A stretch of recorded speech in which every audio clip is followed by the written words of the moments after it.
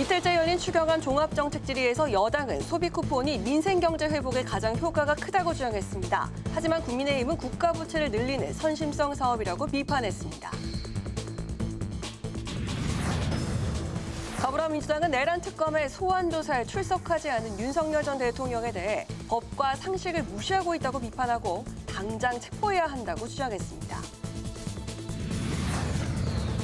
국민의힘은 용산 대통령실 앞에서 현장 의원총회를 열고 김민석 국무총리 후보자의 각종 의혹이 해소되지 않았다며 지명 처리를 요구했습니다. 청년 정치인의 시각으로 정치권의 쟁점과 흐름을 짚어보는 청년 맞수.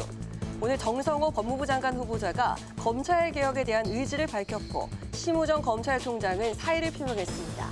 이재명 정부의 검찰 개혁 청사진은 무엇인지 살펴봅니다.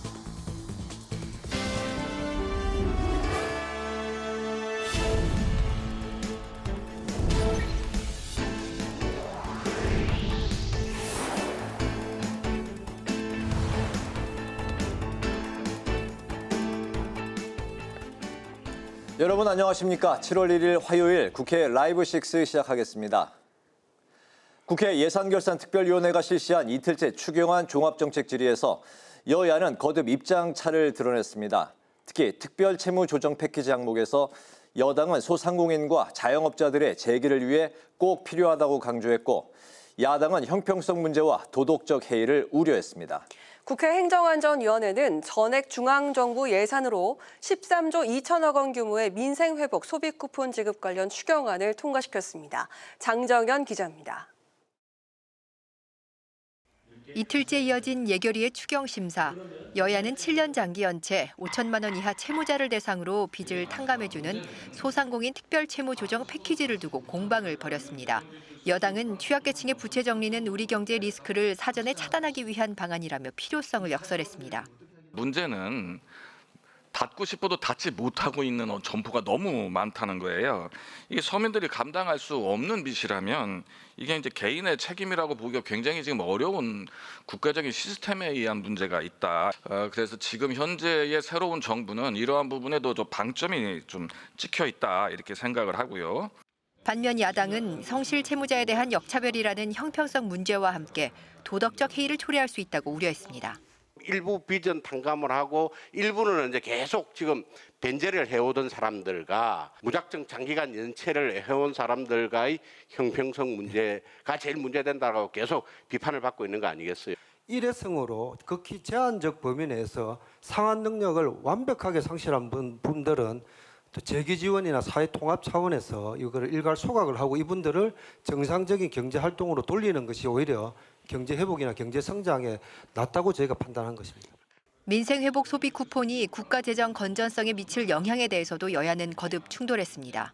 어려운 서민들의 삶, 또 민생 경제를 생각하면은 이 정책이 가장 효과가 크고 좋은 처방이다 이렇게 생각하는데 이거에 대해서 굉장히 이렇게 부정적으로 비판하시거나 심지어는 사악한 프레임까지 씌워서 비난하고 있다라는 생각을 합니다. 집안의 가장이 일을 해서 돈을 벌어올 생각은 안 하고 빚을 내어 잔치를 벌이겠다고 하면 그 빚은 누가 책임져야 하는 것입니까? 바로 우리 자식 세대입니다. 이재명 정부의 추경 예산안 대부분은 우리 자식들의 인생을 팔아 당장의 인기를 얻겠다는 것으로밖에 보이지 않습니다. 예결위는 내일부터 예결 소위를 가동해 이번 주 전체 회의에서 추경안을 최종 의결해 본회의로 넘길 계획입니다.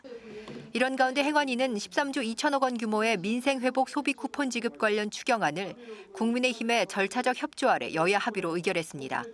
행안위는 지방정부가 2조 9천억 원을 부담하도록 한 원안 내용은 삭제해 소비 쿠폰 발행 예산 전액을 중앙정부가 부담하도록 했습니다. 국회 방송 장장현입니다.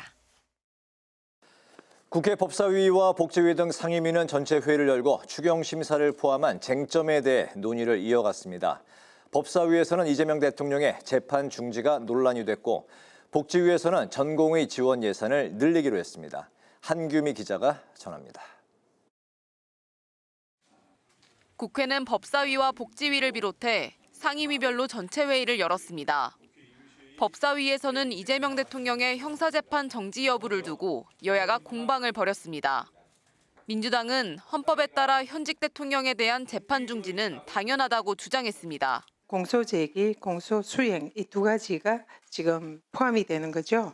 이 현직 대통령에 대해서는 지금 공소수행 부분이 당연히 헌법에 의해서 중단이 돼야 된다 생각하는데 지금 국민의힘은 대통령이라 하더라도 진행 중이던 재판을 멈추는 건 평등 원칙에 위배되고 특혜로 보일 수 있다고 지적했습니다.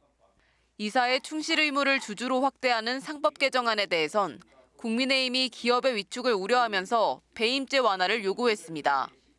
복지위는 전공의 복귀 가능성을 고려해 전공의 지원 예산을 기존안보다 248억 원가량 증액하기로 했습니다.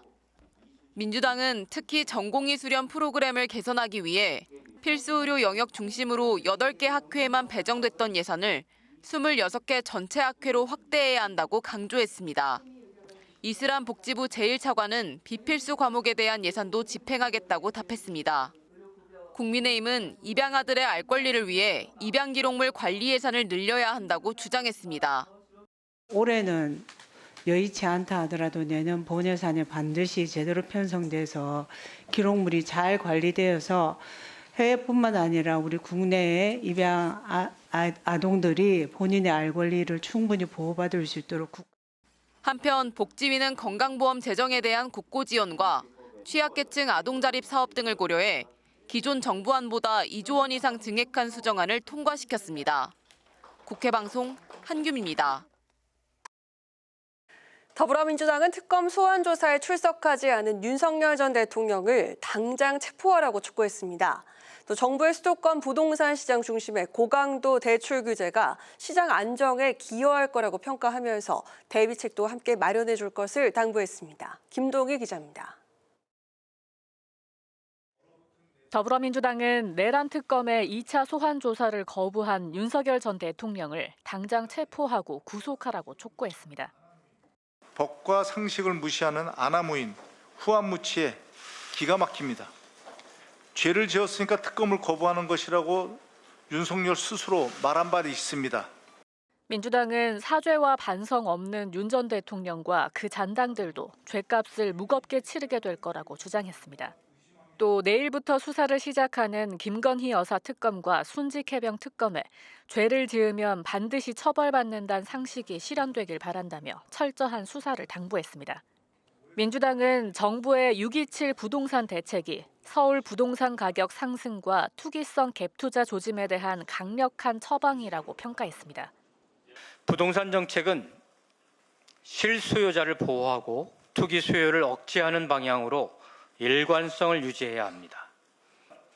가격 불안을 먼저 끄고 민주당은 이전 정부가 세제 완화와 공급 축소로 시장 불안을 키운 탓에 국민은 빚내서 집을 사는 투기 프레임에 빠졌다고 비판했습니다.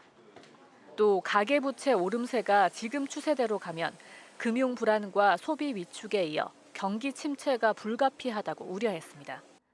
그러면서 정부는 갚을 수 있을 만큼 빌린다는 원칙에 따라 시장에 일관된 시그널을 줘야 한다고 강조했습니다. 청년층과 중산층의 내 집 마련 기회가 위축되거나 대출 수요가 이 금융권으로 이동하는 풍선 효과에 대해선 정부가 철저한 대비책을 마련해야 한다고 당부했습니다. 국회 방송 김동희입니다. 국민의힘이 용산 대통령실 앞에서 현장 의원총회를 열고 김민석 후보자에 대한 지명 처리를 거듭 촉구했습니다. 국민의힘은 비대위를 새로 꾸리고 차기 당대표 선출을 위한 전당대회 준비에도 돌입했습니다. 김지수 기자입니다. 어제 국민청문회를 개최한 데 이어 오늘은 대통령실 앞에서 김민석 후보자 지명 철회를 촉구한 국민의힘.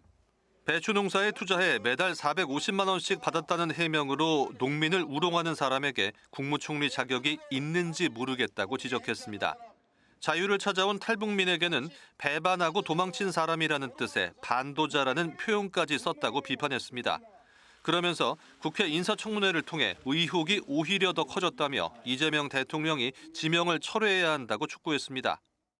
증거 자료도 없이 우기기만 하면 넘어갈 수 있다고 착각할지 모르지만 새털처럼 가볍고 오만한 김민석 국무총리 인준을 강행하는 그 순간 이재명 정부의 몰락이 시작된다는 것을 최근 정부가 강화한 수도권 대출 규제와 북한의 핵폐수 방류 의혹에 대해서도 질타를 이어갔습니다. 우리 국민에게는 날벼락 대출 규제를 단 하루 만에 시행하는데 정작 중국인을 포함한 외국인들은 대출 규제를 받지 않습니다. 또 후쿠시마 오염 처리수 방류에 대해서는 핵 테러라고 주장하던 대통령과 더불어민주당이 북한의 핵폐수 방류 의혹에 대해서는 이런 반구도 없다고 지적했습니다. 한편 국민의힘은 전국위원회를 개최하고 송원석 원내대표를 비대위원장으로 임명하는 안을 의결했습니다. 비대위원은 원내에서 박덕흠 의원과 조은희, 김대식 의원, 원외에서는 박진호, 김포갑, 홍영선, 화성갑 당협위원장이 임명됐습니다. 비대위는 오는 8월 개최되는 전당대회를 준비하기 위한 관리형 비대위 체제로 운영됩니다. 국회방송 김지수입니다.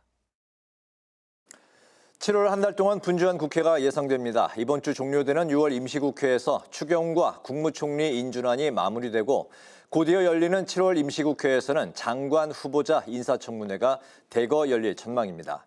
이소희 기자입니다. 이번 달 국회에는 추경 처리와 인사청문회 등 굵직한 안건들이 예고돼 있습니다.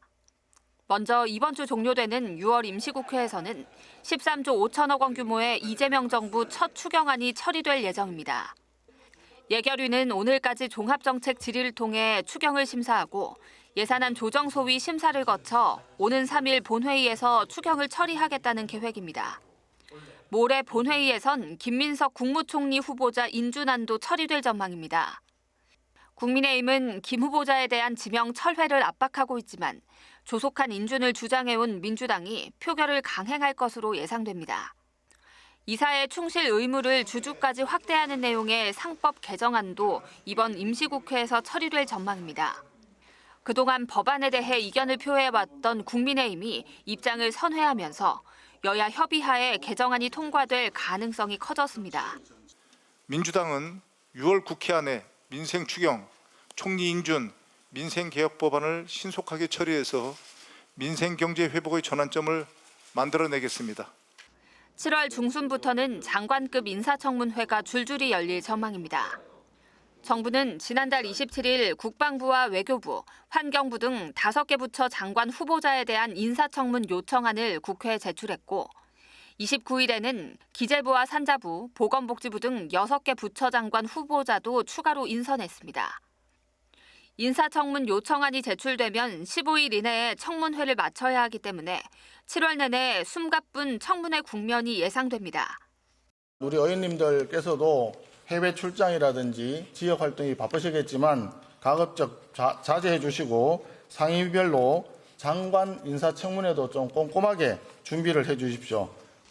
7월 말부터는 여야 모두 차기 지도부 선출을 위한 전당대회 준비에 돌입할 전망입니다. 국회방송 이소희입니다.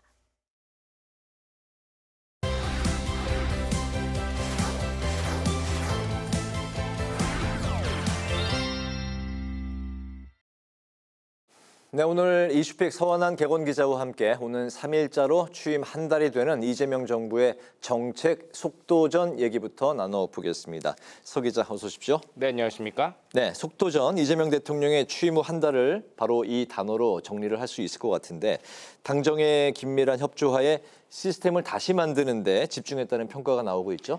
네, 그렇습니다. 이 인수위가 없이 곧바로 시작된 정부이다 보니까 이재명 대통령과 민주당이 취임 초부터 속도전에 나서면서 빠르게 시스템 구비를 위한 조치를 한 것들이 눈에 띕니다. 네. 이 추가 경정 예산안 편성, 또 주요 인선 발표, 그리고 3대 특검 임명과 다자외교 참석 등 이 한 달여 동안 국정 운영에 속도를 낸 건데요.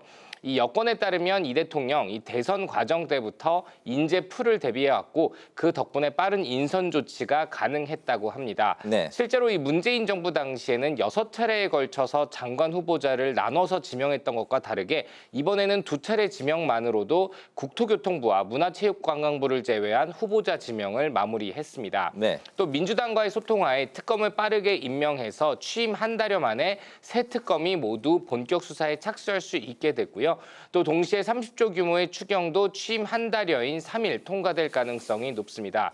한편 이재명 대통령은 오는 3일 이 묻고 답하는 방식으로 기자회견을 진행한다는 계획인데 대통령이 취임 후 한 달여 만에 이 언론 앞에 서는 것은 역대 대통령 중에 가장 빠른 시일에 이뤄지는 기자회견이기도 합니다. 네, 타운홀 방식으로 진행한다는 그런 계획인 거죠. 네, 그렇습니다. 네, 근데 국민의힘은 이제 인선을 문제 삼고 있는데 특히 이제 3일 본회의 때 김민석 국무총리 후보자 인준 처리가 이루어질 가능성이 높은 상황인데 김 후보자 임명 철회를 거듭 요구하고 있어요. 네, 그렇습니다. 국민의힘은 어제 이 김민석 국무총리 후보자에 대해서 이른바 국민청문회를 여는 등 이 연일 압박을 계속하고 있습니다. 이 국회 인사청문회에서 자료 제출이나 증인 채택이 제대로 이뤄지지 않았던 깜깜의 청문회였다며 어제 회계사와 농업인 또 탈북민 등 일반 국민이 참여하는 자체 청문회를 통해서 김 후보자의 여러 의혹을 압박을 했습니다. 특히 어제 청문회 현장에서는 이 언론은 이 포기 배추가 쌓여져 있던 점에 많이 주목을 했는데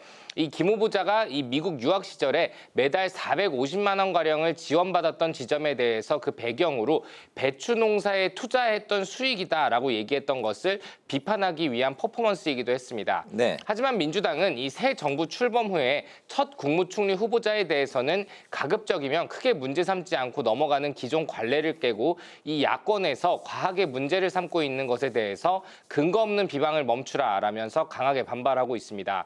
김병기 원내대표는 오늘 원내대책회의 때 이 비상계엄 이후 사실상 6개월 동안 정부가 공백 상태였다라면서 이제는 이재명 정부가 일할 수 있게 해야 한다라고 비판했습니다. 또 진성준 정책위 의장 역시 일하지 못하도록 하는 것은 선거 불복이라며 강하게 반발했습니다. 네, 이번에 그 상법 개정안 이야기도 좀 해보죠.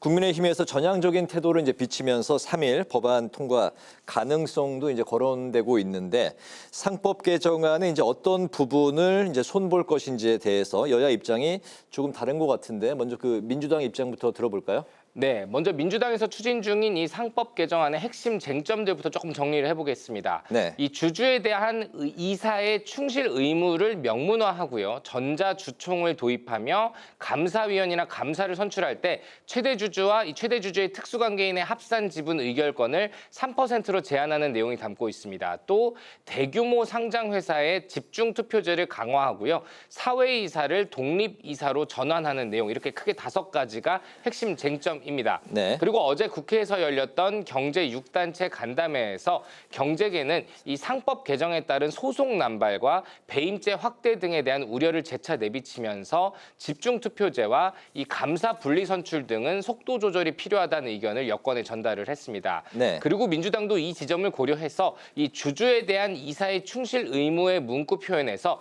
주주 대신에 전체 주주로 바꾸는 방안에 대해서 검토 중인 상황입니다. 만일 주주로만 특정하게 되면 소수의 주주에게도 해당이 돼서 배임죄를 좀 더 폭넓게 적용할 수 있어서 소송 남발이 될 수 있기 때문에 이를 전체 주주로 명시해서 소송이 남발할 수 있는 가능성을 차단하겠다는 게 민주당의 검토 계획입니다. 네, 이제 그런 상황에서 국민의힘은 민주당이 제시한 5가지 중에서 일부는 빼야 된다 이런 입장이라고요? 네, 그렇습니다. 국민의힘 일단 상법 개정안 논의에는 참여하되 일단 여야 협상을 거쳐서 합의를 해야 한다는 조건을 먼저 내걸고 있고요. 또 여당이 패키지 처리에 포함시켰던 이 집중투표제 등 독소 조항은 배제를 해야 하고 대신에 상속세 인하 등 친기업적 성격의 세금 정책도 패키지로 함께 들어가서 처리가 돼야 된다라고 얘기를 하고 있습니다.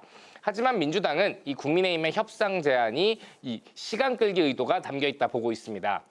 진성준 민주당 정책위 의장은요. 네. 이 민주당은 이 국회 법안 심사에는 성실하게 임하겠지만 국민의힘과 합의에 연연하지 않겠다면서 협상은 하되 국민의힘의 협상에 끌려가지만은 않겠다라는 입장을 내비쳤습니다. 네. 하지만 국민의힘 안팎에서는 이번 상법 개정안에 대해서 태도를 반대해서 찬성으로 바꾼 과정을 놓고 여러 우려도 나오고 있습니다.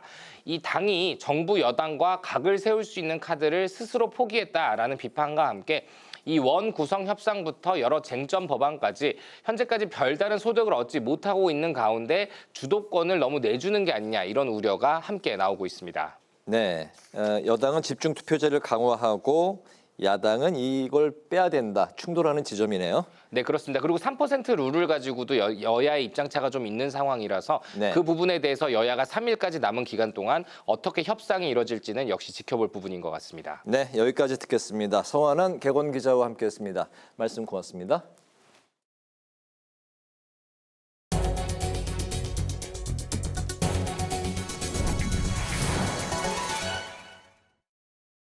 더불어민주당이 검찰개혁을 반대하며 사의를 표명한 심우정 검찰총장을 향해 닥쳐올 징계와 수사를 피해 도망치는 게 아니냐고 비난했습니다. 민주당은 브리핑을 통해 심 총장이 검찰의 윤석열 전 대통령 관련 즉시 항고 포기를 비롯해 딸 특혜 채용 의혹 등 수많은 의혹을 남겼다고 지적했습니다. 특히 심 총장이 내란 때 무엇을 했고 이후 어떤 영향력을 행사했는지 수사부터 받아야 한다고 강조했습니다. 국민의힘은 정부의 부동산 대출 규제가 자국민 역차별이라고 비판했습니다. 국민의힘은 논평을 통해 신혼부부, 청년 등 서민은 대출이 막혔지만 외국인은 규제 사각지대에 놓여 있다고 지적했습니다. 국민의힘은 외국인 주택 매입 규제를 점검하고 세금 낭비는 없는지 꼼꼼히 살피겠다고 밝혔습니다. 우원식 국회의장이 경주를 찾아 아시아 태평양 경제협력체 APEC 정상회의 준비 상황을 점검했습니다. 우 의장은 이번 APEC 정상회의는 비상계엄 위기 이후 처음 개최되는 대규모 국제행사로 세계가 주목하고 있다며 경제 위상과 품격을 세계에 알릴 수 있도록 빈틈없는 준비를 당부했습니다. 우 의장은 또 국회 차원의 실질적이고 체계적인 지원이 이뤄질 수 있도록 최선을 다해 돕겠다고 밝혔습니다.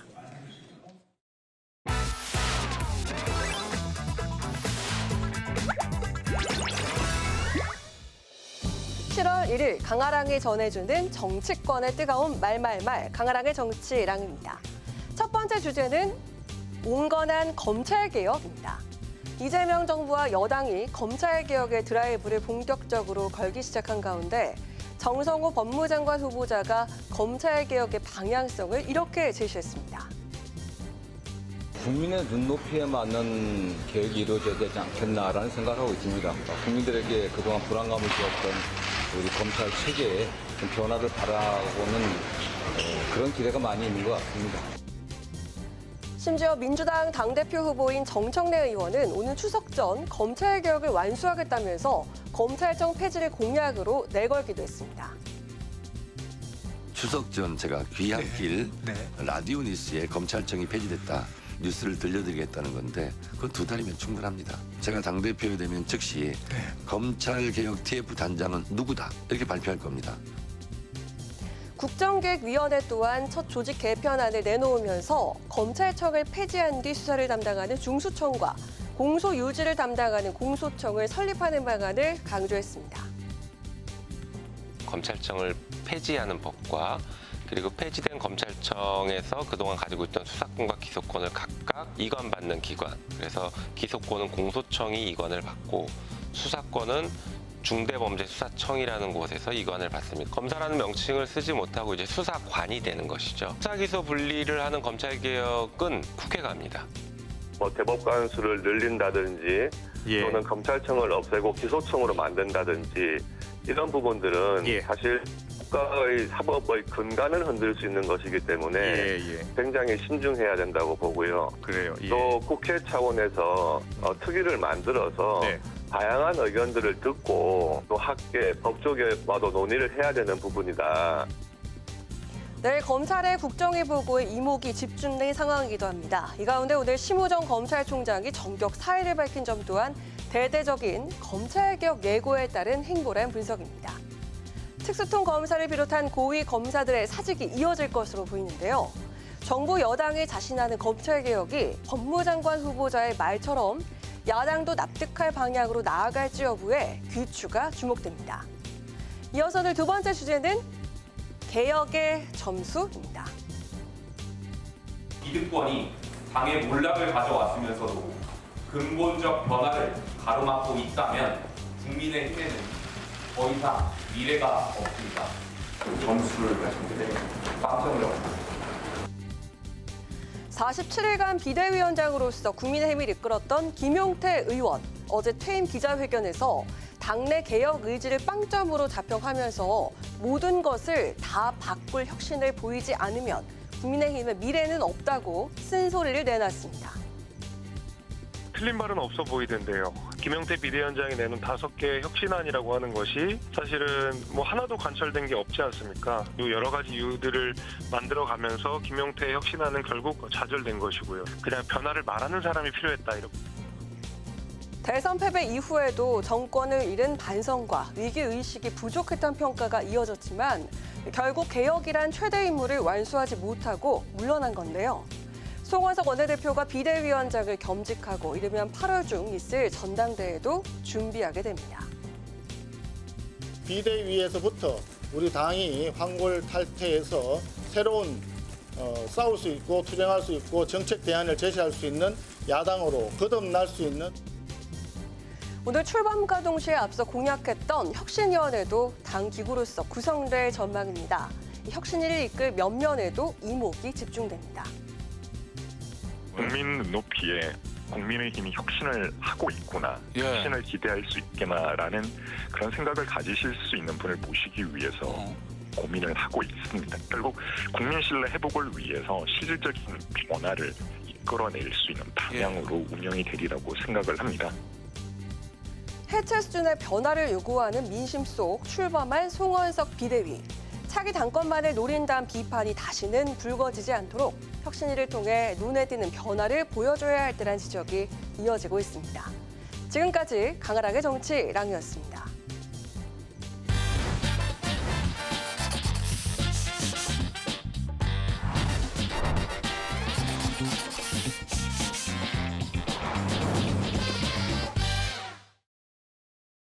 네, 청년 정치인의 시각으로 정치권의 핵심 쟁점과 흐름을 살펴봅니다. 청년 마수 박성민 민주당 전 최고위원, 박민영 국민의힘 대변인 두 분과 함께합니다. 어서 오십시오. 반갑습니다. 반갑습니다. 네, 이재명 대통령이 모레 취임 한 달을 맞아서 첫 기자회견을 진행합니다. 자유롭게 대화를 나눌 수 있는 타운홀 미팅 방식을 택했는데요. 경제, 정치, 안보 등 국정 전반에 걸쳐서 질문을 받고 대화할 예정입니다. 편안하게 소통을 강조한 이번 기자회견에서 꼭 들어가야 될 핵심 의제, 주제가 있다고 생각하시는 게 있으시다면 첫 번째 이슈로 좀 다뤄보고 들어볼까 합니다. 저기 박민영 대변인부터 들어볼까요? 네, 사실 보통 취임 기자회견을 100일 차에 하는 것이 일반적이었는데 이번에 상당히 이례적으로 빨리 하는 경향은 있죠. 그래서 취임 한 달 만에 한다는 건 정말 이례적이에요. 맞습니다. 네. 그래서 한 달 동안 한 것들을 바탕으로 기자들이 질문을 하고 답변을 듣는다라고 하는 것이 사실 좀 내용적으로 부실할 수도 있는데 이번 같은 경우에는 한 달 내 정말 많은 일들이 있었던 것 같아요. 그래서 특히 저는 개인적으로 국정 정책적인 측면들을 굉장히 중시를 하거든요. 그래서 특히 이제 외교 안보와 통상 협상 그리고 지금 부동산 대책, 추경 이런 부분들을 좀 집중적으로 질문을 했으면 좋겠습니다. 이를테면은 추경 같은 경우에는 과연 소비 쿠폰을 나눠주는 식의 형태, 그러니까 정부가 빚을 내서 장기 연체자들의 빚을 갚아주는 식의 정책이 과연 효과성이 있을 것이냐 이런 측면들을 짚어봐야겠고요. 지금 관세 협상 미국이 유예해준 기간이 일주일 앞으로 다가왔습니다. 그런데 아직 협상 로드맵은 고사하고 두 정상간의 상견례도 못한 상황인데 과연 어떤 지금 생각과 비전을 가지고 접근을 하고 있는 건지 아마 기업인들이 상당히 궁금해할 것 같고요. 또한 최근에 부동산 관련해 상당한 파문들이 있었습니다. 역대 최강 규모의 대출 규제를 유예 기간조차 없이 집행을 했잖아요. 그렇기 때문에 서울시 평균 집값 13억이 넘는데 6억으로 대출을 막아버리면 사실 8억 이상의 현금을 보유할 수가 없는 그런 청년들의 입장에서는 상당한 박탈감을 느낄 수밖에 없거든요. 그러니까 내 집 마련의 희망 자체가 사라지는 건데 정작 외국인들에 대해서는 규제 적용이 안 되다 보니까 역차별 문제가 있고 오히려 외국 자본에 의해서 국내 부동산이 잠식이 되면 부동산 가격도 잡을 수가 없는 이런 패착이 될 수가 있거든요. 그래서 이런 부분들의 정책적인 효과성과 부작용 부분에 대해서 대통령이 직접 좀 소상히 밝혔으면 좋겠다 이런 생각이 듭니다. 네, 부동산 대책, 관세 협상, 추경안을 중심으로 대화가 좀 진행됐으면 좋겠다. 우리 박성민 대변인은 여당 입장인데 만약에 현장의 기자라면 좀 어떤 질문을 할 것 같아요? 그러니까 일단은 이제 조금 부연 설명을 드리자면 이 기자회견 자체는 사실 그동안 해왔던 것을 국민들께 보고를 드리는 의미도 있겠습니다만 또 동시에 이제 이야기할 것은 앞으로의 국정 운영 방향에 대해서 일종의 로드맵을 제시하는 자리가 될 수도 있겠다. 그런 면에서 내용이 부실하기보다는 오히려 넘칠 가능성이 높다 이렇게 보고 있고요. 중요한 질문은 아마 두 가지겠죠. 민생경제 회복 방안에 대해서 지금 추경을 집행하긴 하지만 추경만으로는 또 해결이 될 리가 좀 없다라는 여러 가지 얘기가 있기 때문에 때문에 네. 추경은 가장 기본적인 것이고 그 외에 이재명 정부에서 추진할 경제정책 방향, 민생 대책 방향 이런 부분들에 대해서 대통령께서 좀 소상히 설명할 수 있는 자리가 주어지기를 기대하고 있고요.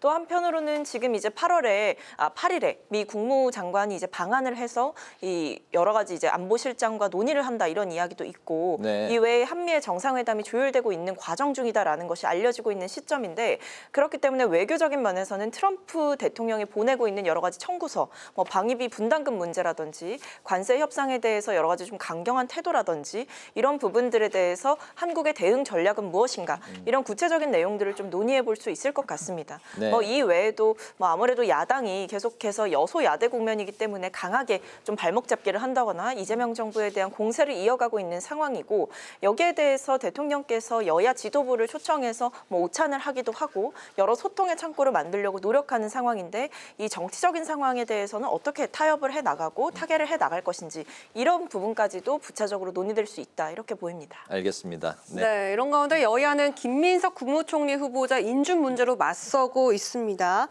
민주당은 신속한 총리 인준에 협조하라고 압박을 했는데요. 반면에 국민의힘은 배추를 쌓아놓고 김 후보자가 없는 그 국민청문회를 여는가 하면 오늘은 지명 처리를 요구하면서 대여 투쟁에 나섰습니다. 이게 어떤 결론이 나오면 좋을지. 일단 이 배추는 김민석 후보자가 배추 농사에 투자를 해서 매달 일정 금액을 받았다. 이걸 그렇죠. 조금 비판하는 그런 내용인가요? 맞습니다. 사실 민주당이 청문회를 보면 다 해결될 것이다, 소명을 할 것이다 그렇게 몇 주 동안 얘기를 했지만 그런 주장들이 전혀 무색해질 정도로 청문회에서는 아무런 내용들을 들을 수가 없었습니다. 맹탕 청문회였고요.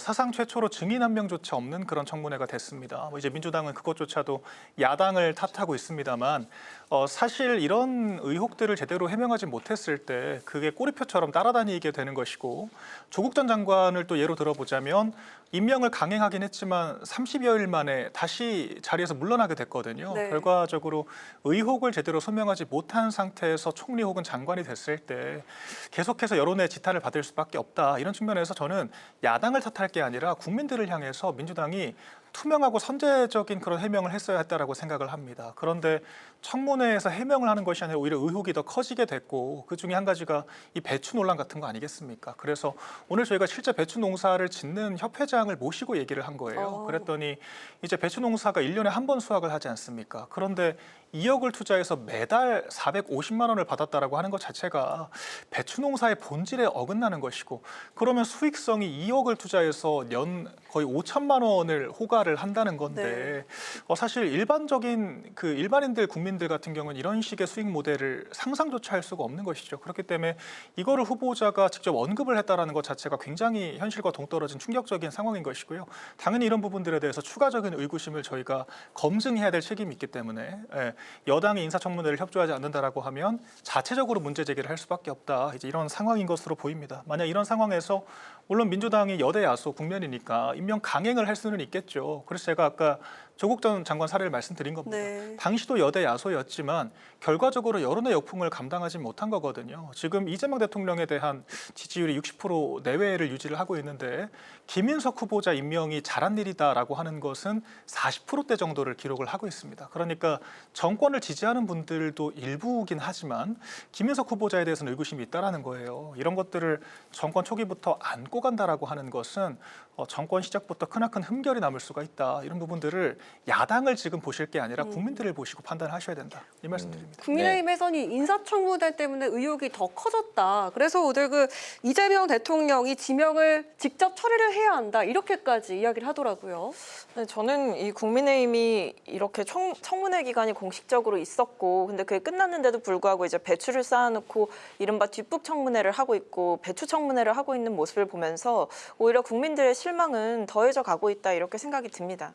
청문회 기간 동안에 충분히 본인들이 어떤 준비를 잘 하고 여러 가지 전략을 잘 세웠다라고 한다면 나름의 실력 발휘를 할 수 있었을 거라고 생각해요. 근데 그렇지 않았고 오히려 좀 무리한 정치 공세라던가 반복되는 말들이 계속 이어지다가 마지막에는 일종의 청문회 보이콧을 하는 굉장히 좀 국민들 보시기에 불편한 선택을 국민의힘이 했었다라고 생각을 합니다.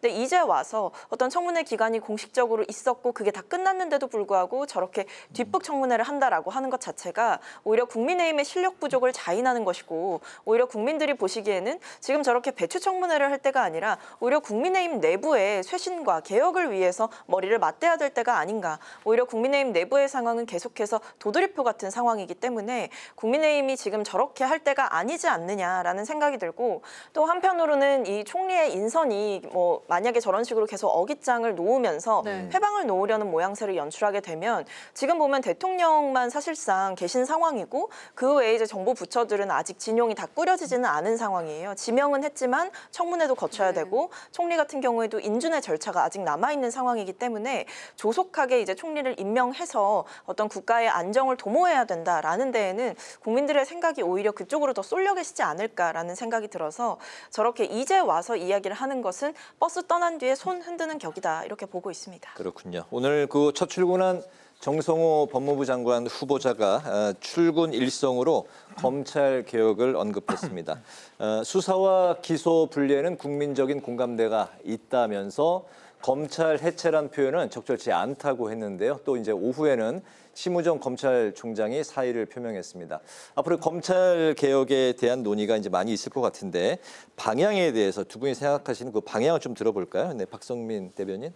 네, 일단 수사 기소에 대한 완전한 분리가 필요하다라는 거는 워낙 많이 나왔던 얘기고 이미 검찰 개혁안 자체는 사실 뭐 아예 지금 새로 처음부터 짠다 이런 상황은 아니거든요. 근데 다만 이제 과거의 안에서 얼마나 무엇을 빼고 무엇을 넣을까를 얘기를 할 상황인데 지금 기본 토대가 되는 것은 결국 수사 기소의 분리이고 검찰에 과도하게 집중된 권한을 이제 분산시키고 재배분하는 그런 작업이 필요하다 이렇게 보입니다. 그래서 지금 구체적으로 논의되고 있거나 방안으로 언급되는 것 중에 하나는 이 법무부 산하의 검찰청을 좀 폐지를 한다거나 아니면 공소청을 신설하는 방안.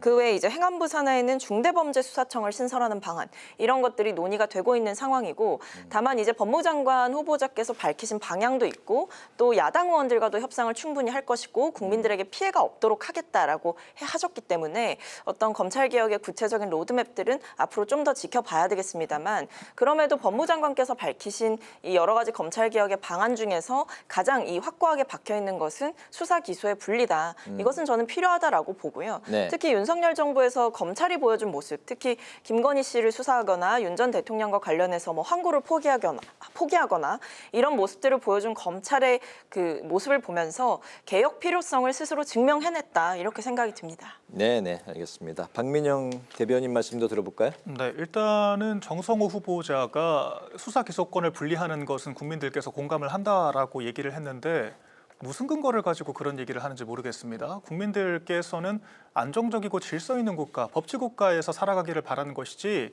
수사기소 분리 같은 경우에는 정치적인 초식이거든요. 사실 민주당 같은 경우에는 뭐 피고인 신분도 많고 범죄 경력들도 좀 있죠. 뭐 과거에 학생운동을 하신 분들도 계십니다만은 그래서 검찰에 대한 여러 가지 감정들이 있을 수 있겠습니다만 일반적인 국민들은 평생 검찰 얼굴은 고사하고 경찰 얼굴도 그렇게 볼 일이 많지가 않습니다. 그렇기 때문에 정치적인 이해득실을 따져서 지금 개혁을 하겠다라고 인식을 하는 분들이 훨씬 많지 국민들이 이런 민주당의 개혁 과제에 대해서 방향성을 동의한다? 이렇게 단정적으로 법무부 장관이 표현하는 것은 제가 봤을 때는 적절치 않다라고 생각을 하고요. 또한 벌써부터 좀 자가당착의 논리에 빠져 있는 게 아닌가라는 생각이 듭니다.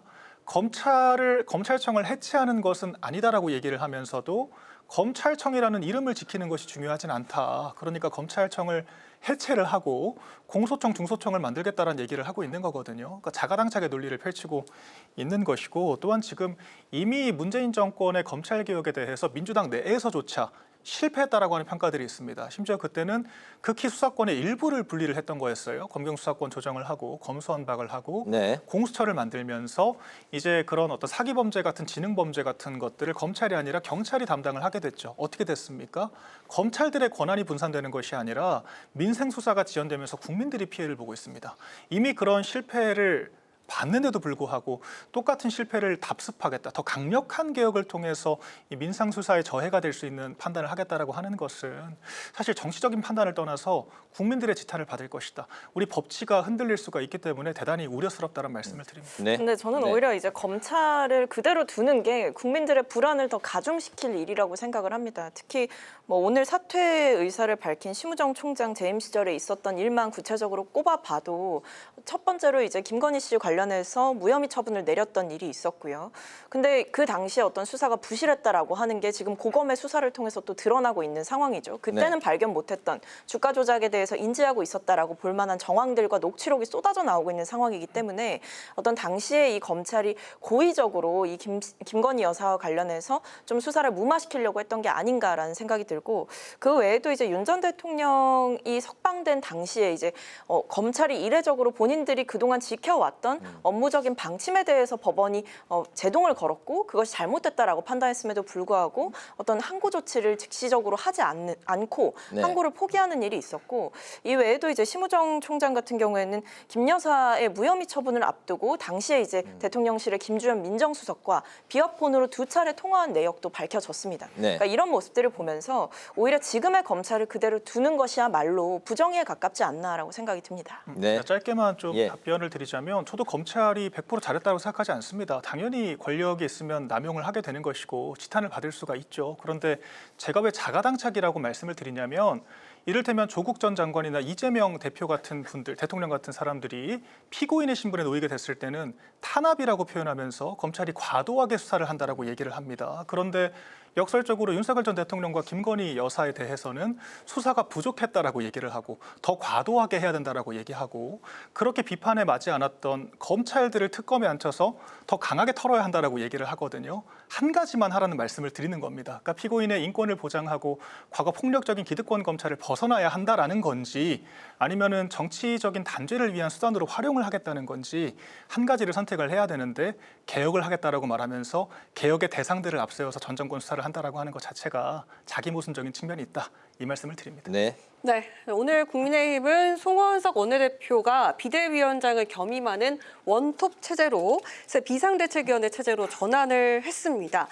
앞서 임기를 마친 김용태 전 비대위원장은 당의 혁신 점수를 빵점으로 평가를 했습니다. 0점으로 평가를 했습니다.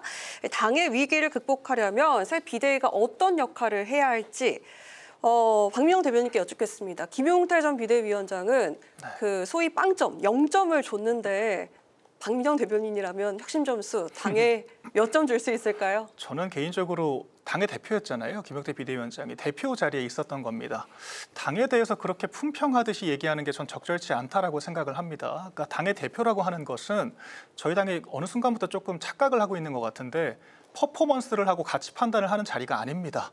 관리를 하고 이해관계를 조율해서 이 당에 정말 복잡다양한 욕망들이 모여있는 이 당을 관리하고 질서 유지를 하는 게 당대표의 역할이거든요. 당의 최고 어른이 당의 대표입니다. 그런데 어느 순간부터 당대표가 가치 판단을 하고 옳고 그름을 재단하고 무엇이 옳다라고 자신의 방향이 맞다라고 강행을 하면서 자신의 방향에 따르지 않으면 반개혁 세력이라고 프레임 공격을 하고 있다라고 하는 것이, 비유를 하자면 그런 거죠. 회사 사장이 결제하고 관리하는 게 아니라 맨날 방송 나가고 언론 인터뷰하면서 이사들 때문에 일을 못한다, 직원들이 일을 안 해서 나태해서 문제다, 돈을 못 벌어서 지금 법규 때문에 문제다, 남탓만 하고 있는 겁니다. 저는 그런 모습들이 오히려 당을 더 망가뜨린다고 생각을 하거든요. 당연히 당이 바뀔 부분들이 있죠. 그런데 그런 것들은 대중정치가 아니라 조직정치의 개념에서 안으로부터 설득을 하고 협의를 하는 것이 정치의 미학 아니겠습니까? 그런데 정작 당 구성원들과의 관계를 다 망쳐놓고 당 구성원들이 자신을 따라주지 않았다는 이유로 자신의 개혁 방향성이 옳다라는 것을 전제하고 반구태가 반개혁 세력 구태다, 빵점이다 이렇게 평가하는 것이 책임감 있는 자세인가? 그러니까 당 대표라는 직분에 대해서 좀 명확하게 이해를 해야 될 것 같아요. 포지션을 이해하지 못한 과도한 그릇에 넘치는 직함은 오히려 당을 망칠 수가 있다. 저는 그런 것들을 좀 봤다고 생각합니다. 짧게 다시 질문 드리자면 그럼 당 혁신 점수 앞으로 높아질 수 있을까요? 저는 저번에도 말씀드렸던 것처럼 혁신이라는 게 참 공허한 레토릭인 것 같아요. 결과적으로 짧게만 들어볼게요. 대통령제라고 하는 것은 미움받을 용기가 있어야 되거든요.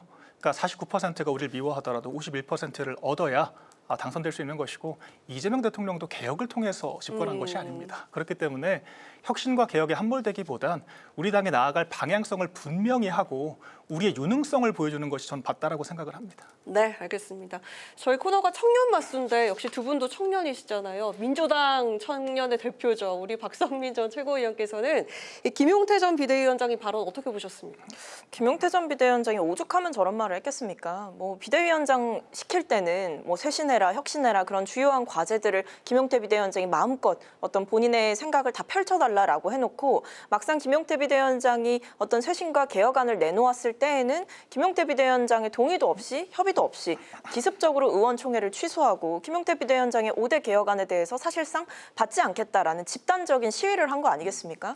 그렇게 하고 나서 김용태 비대위원장을 또 공격하고 그 외에도 보게 되면 결과적으로 김용태 비대위원장이 하다못해 그렇다면 당원 투표에라도 붙여달라라고 하니 그 부분에 대해서도 명확하게 얘기를 하지 않았고 오히려 새로 선출된 신임 원내대표가 송 원내대표가 혁신위를 따로 꾸려서 새롭게 논의를 하겠다 이런 취지의 이야기를 했기 때문에 사실상 처음에 김용태 비대위원장을 앉힐 때는 어떤 대선용으로 저는 앉혔다라고 생각을 하지만 결과적으로 보면 어떤 김용태 비대위원장의 그 어떤 권한도 그 어떤 뭐 권력이나 권한을 허용할 수 있는 틈 자체를 주지 않아 놓고 이제 와서 뭐 김용태 비대위원장이 저렇게 얘기하는 것을 원망할 수만은 없는 일이다라는 생각이 들고요.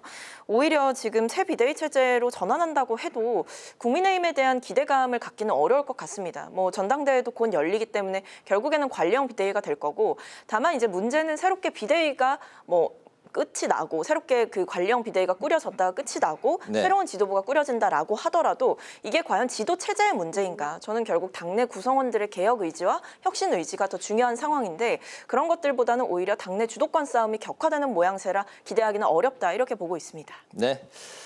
마지막 이슈는 상법 개정안에 대한 건데요. 민주당이 6월 임시국회에서 이제 처리하겠다고 이제 단언을 한 상황에서 국민의힘도 전향적으로 검토하겠다고 이제 입장을 선회했습니다.